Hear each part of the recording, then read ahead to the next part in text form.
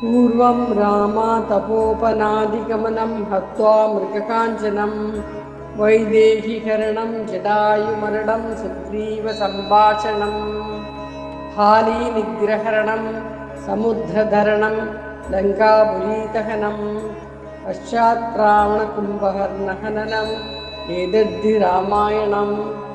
ओं सीतालक्ष्मणभरतशत्रुघ्न हनुमत् रामचंद्र परब्रह्मणे नमः।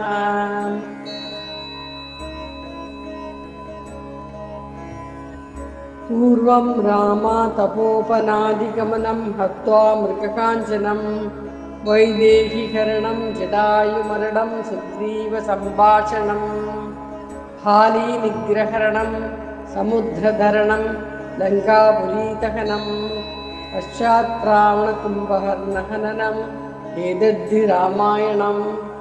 ओं सीतालक्ष्मणभरतशत्रुघ्न हनुमत् रामचंद्र परब्रह्मणे नमः।